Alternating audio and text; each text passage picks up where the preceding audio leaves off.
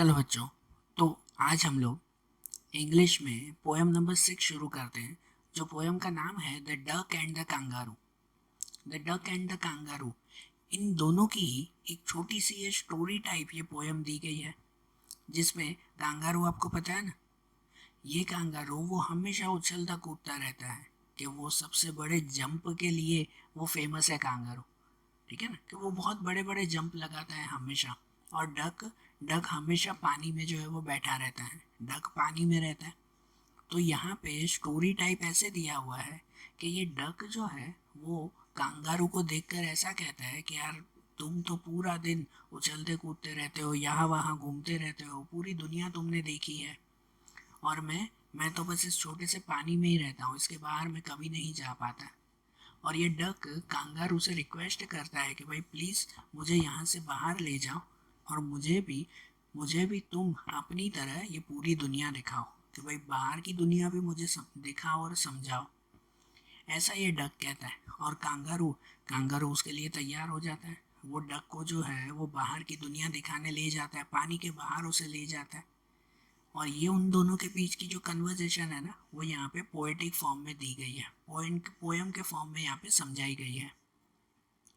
तो देखो, हम लोग समझें कि ये क्या कहना चाहते हैं। जैसे पहले पैराग्राफ में लिखा हुआ है कि said the duck to the kangaroo, good gracious how you hop over the field and the water to.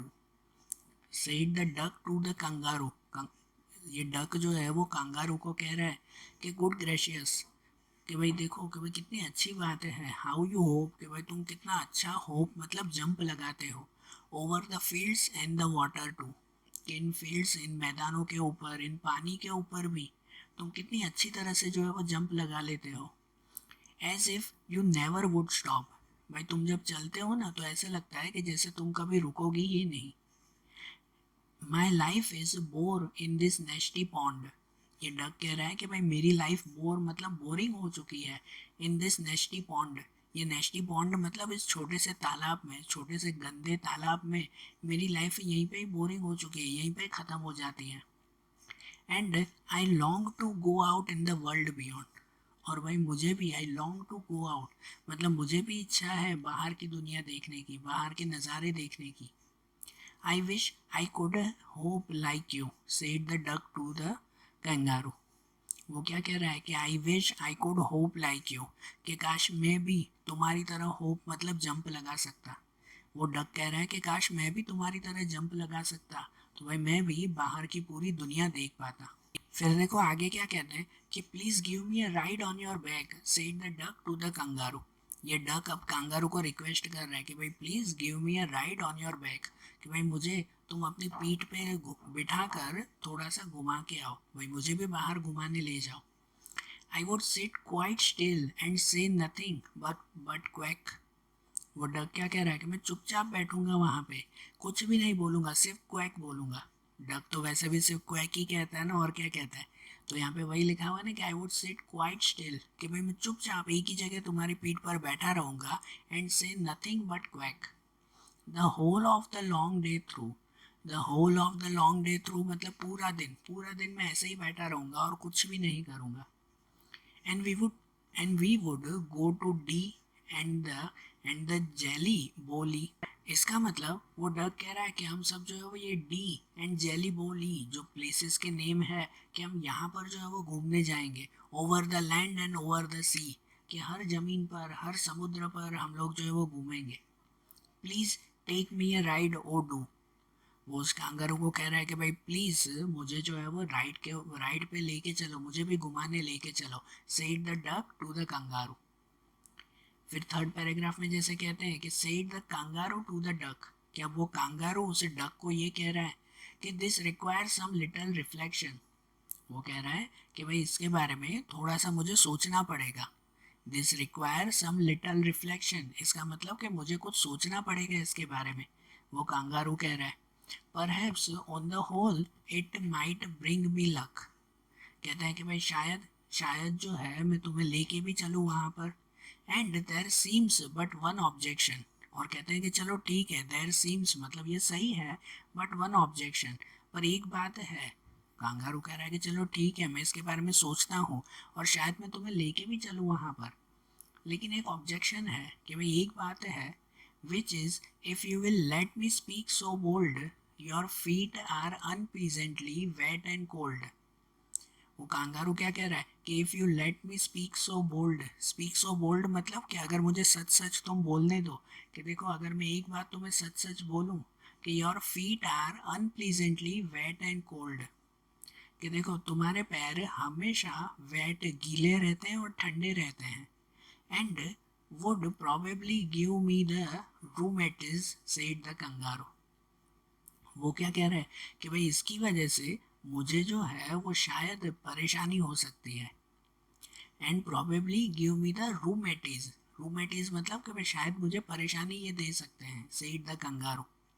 तो कंगारू क्या कहता है, अब इस पूरे पैराग्राफ का मतलब क्या, वो ये कह रहा है कि देखो कि भाई ठीक है, मैं इसके बारे में सोचूंगा कि तुम्हें लेके चलूँ या नहीं, और शायद मैं लेके भी चलूँ तुम्हें, लेकिन एक बात है जो मैं तुम्हें सच सच बोल दूँ कि देखो तुम पूरा दिन पानी में रहते हो, डक तो रहता ही है ना पूरा दिन पानी में।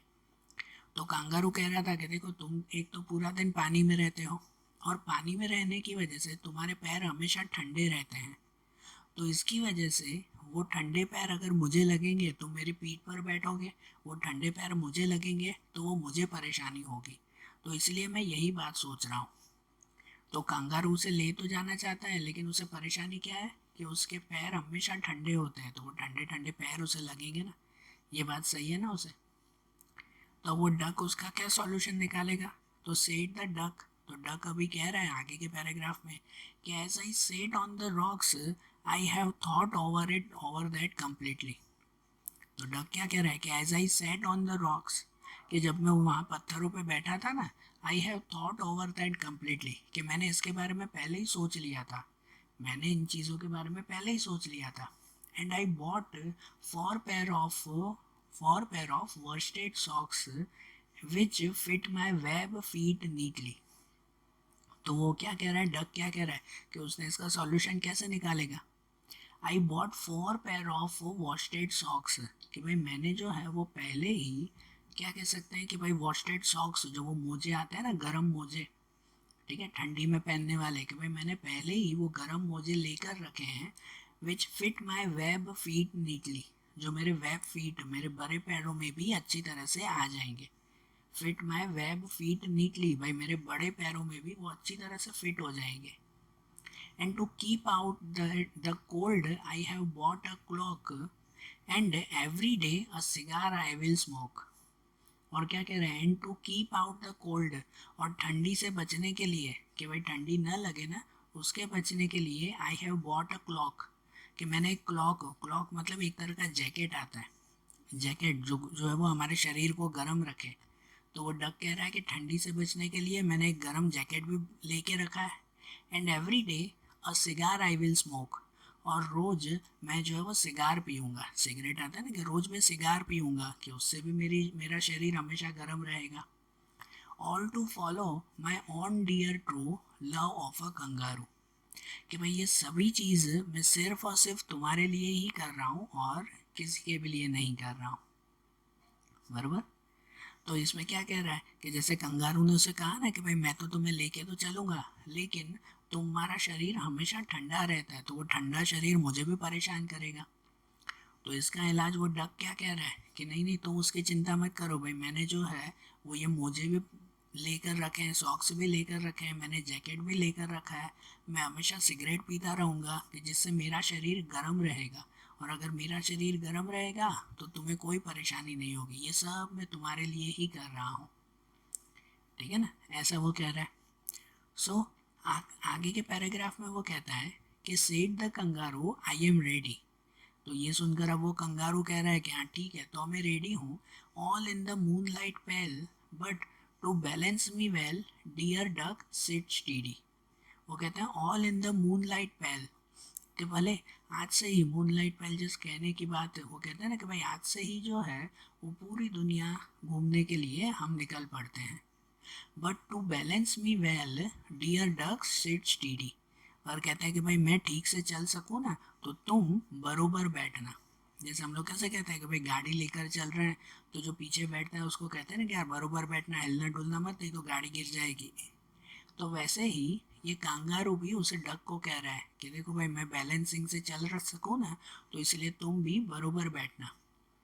And quite at the end of my tail, और कहाँ पर, at the end of my tail, भाई मेरी पूंछ के सबसे आखिरी में जाकर तुम बैठना, है ना, पूंछ के कोने में जाकर तुम बैठ जाना। So away they went with a hope and a bound, तो इस तरह से वो होप एंड बाउंड एक दूसरे के साथ जुड़कर, होप मतलब कूदते कूदते निकल पड़े।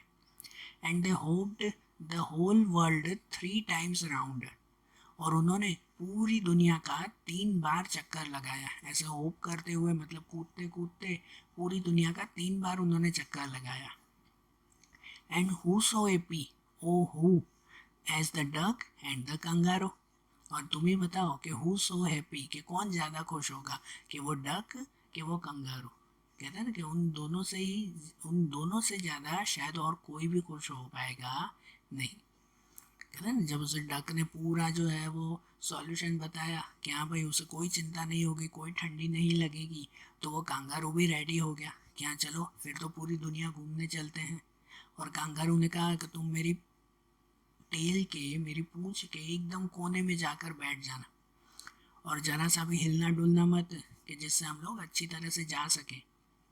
और इस तरह से दोनों एक साथ जो है वो निकल गए, पूरी दुनिया के 3 चक्कर उन्होंने लगाए, और उन दोनों से ज़्यादा खुश शायद अभी और कोई भी नहीं था। बरोबर, समझ में आई बात? तो देखो आज जैसे हमने ये पोएम देखी ना, वैसे ही इनकी दूसरी पोएम्स हम लोग अगले वीडियोस में देखेंगे। Okay, thank you.